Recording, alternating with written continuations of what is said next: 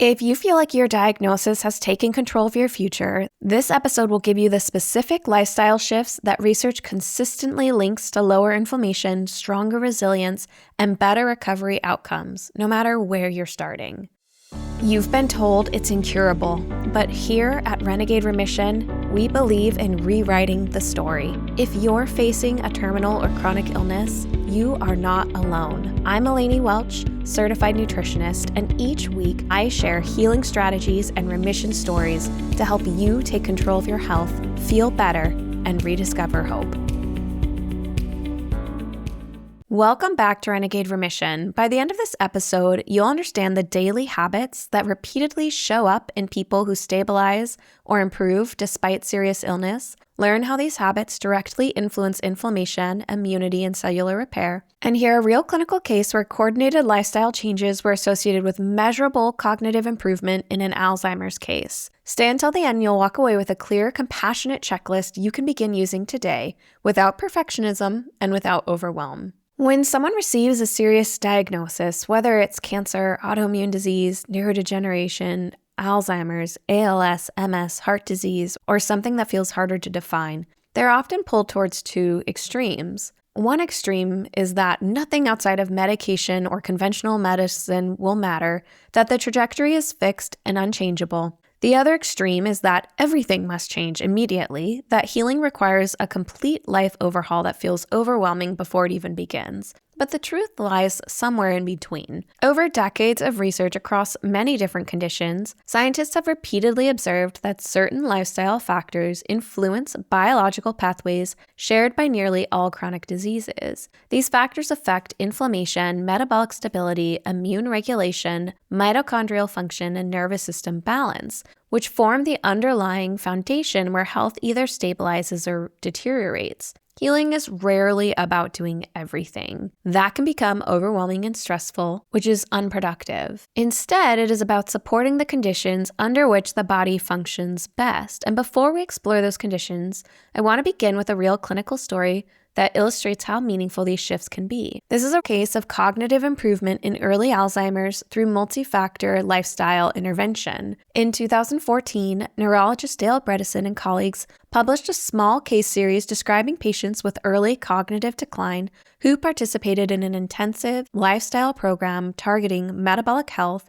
sleep, inflammation, nutrient status, and stress regulation. One participant, a woman in her late 60s experiencing progressive memory problems and declining executive function, entered the program after being told her symptoms were consistent with early Alzheimer's disease. Rather than relying on a single intervention, the protocol addressed multiple biological stressors simultaneously. She improved sleep quality, stabilized blood sugar through dietary changes, increased physical activity, supported her gut health, reduced inflammatory exposures, followed a regimented supplement routine, and engaged in regular cognitive stimulation alongside targeted nutritional support. Over several months, her cognitive testing scores improved, and she reported meaningful functional gains in daily life. While this study doesn't necessarily prove that Alzheimer's disease can be reversed and larger controlled trials are still needed, it demonstrates that coordinated lifestyle interventions can be associated with measurable and meaningful cognitive improvement in individuals. What makes this story powerful is that it's a reminder that our biology, regardless of our diagnosis, remains responsive, even in conditions considered progressive. Across disciplines, researchers repeatedly identify several lifestyle factors that influence biological pathways. The first is anti-inflammatory nutrition. Food is one of the fastest ways to influence inflammatory signaling for good or for bad. Diets rich in whole foods, fiber, healthy fats, and phytonutrients consistently correlate with reduced disease risk and improved outcomes. The PREDIMED trial published in NEJM in 2013 demonstrated that a Mediterranean-style eating pattern reduced major cardiovascular events by roughly 30%, highlighting that dietary patterns influence systemic inflammation, metabolic stability, and vascular health. Similar nutritional studies are associated with improved outcomes in diabetes, autoimmune disease, cancer, and neurodegenerative conditions. Rather than focusing on restriction, the biological shift comes from stabilizing our blood sugar, supporting the microbiome, and providing antioxidant compounds that reduce cellular stress. The second lifestyle factor that influences our ability to recover from disease is gentle, consistent movement. Physical activity communicates safety and vitality to the body at a cellular level. Research by Booth and colleagues shows that regular movement reduces inflammation, enhances mitochondrial function, improves insulin sensitivity, and supports brain plasticity, improving mental function and cognition. Importantly, the benefit does not require intense exercise. Even slow walking or gentle stretching can influence immune regulation and energy production in meaningful ways. The third lifestyle factor that influences disease progression is sleep. Sleep is an active repair phase. Research by Michael Irwin demonstrates that insufficient sleep increases inflammatory markers and disrupts immune regulation. During deep sleep, the brain clears metabolic waste, tissues repair damage, and hormones reset. When sleep improves, many downstream systems stabilize simultaneously. Healing accelerates when we get adequate rest and focus on the quality as well as the quantity of sleep that we get. The fourth lifestyle factor that influences disease is nervous system regulation. We know chronic stress keeps the body in survival mode.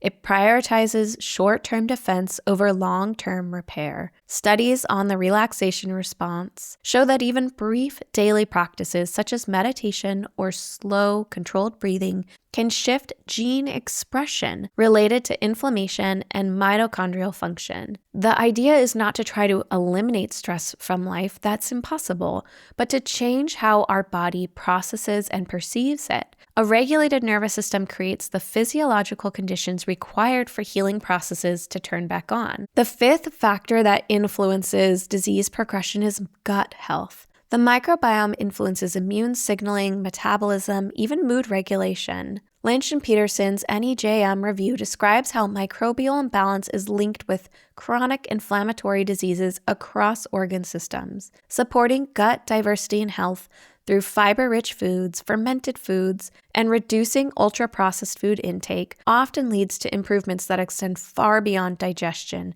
including energy, cognition, and immune function. The sixth factor that influences disease progression is reducing toxic burden. Environmental exposures accumulate over time. Research on endocrine disruptors and environmental toxins shows associations with metabolic disease, hormonal imbalance, and inflammation. Reducing exposure, even gradually, can reduce physiological stress on detoxification systems and improve metabolic regulation and healing processes in the body. This is not about achieving purity and complete absence of toxins, that's impossible, but it's about lowering the load and avoiding unnecessary exposures where we can. This is not an exhaustive list of factors that contribute to disease, but it is a list of some of the most common ones and some of the ones easiest to address. You do not need a complete life overhaul. You don't need to be perfect, and healing is rarely dramatic and linear. It's cumulative. Each small adjustment reduces biological strain or increases supportive input, and the body responds to that shift. You do not need to begin with all 6 lifestyle shifts at once. In fact, trying to change everything is one of the fastest ways people become overwhelmed,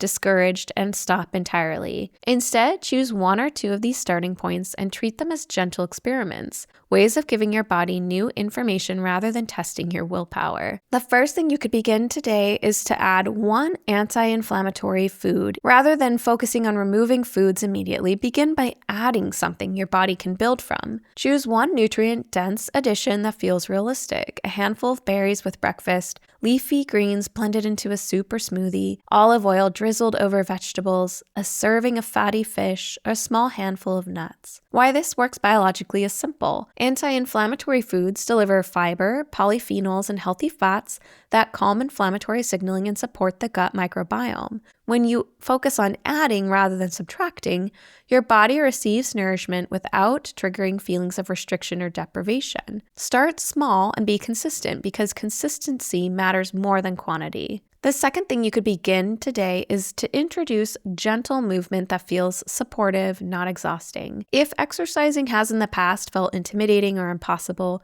Reframe movement as communication with your nervous system rather than a performance goal. Even 5 to 10 minutes of walking, stretching, qigong, or yoga can signal safety to the body, improving circulation, lymphatic flow, and mitochondrial function. A helpful starting point is to ask what movement feels doable and enjoyable today. What sounds joyful to you? What do you want to do? Begin there. Set a timer for 10 minutes. When it ends, you are done, unless you genuinely want to continue, and usually you will. This protects your energy and builds trust between you and your body. The third thing you could try is to create one predictable sleep cue. Instead of trying to overhaul your sleep schedule overnight, focus on a single consistent signal that tells your nervous system and your body it's safe to power down. Examples are things like dimming the lights 30 minutes before bed, drinking a warm herbal tea for sleep, turning off screens at least an hour, ideally 2 hours before bed, finishing your last meal at least 2 hours before bed, and listening to the same calming audio meditation each night before bed. Sleep actually improves when the brain recognizes patterns. A simple repeated cue reduces cortisol and helps your body transition into repair mode more naturally. The fourth thing you could try is to add one daily nervous system reset.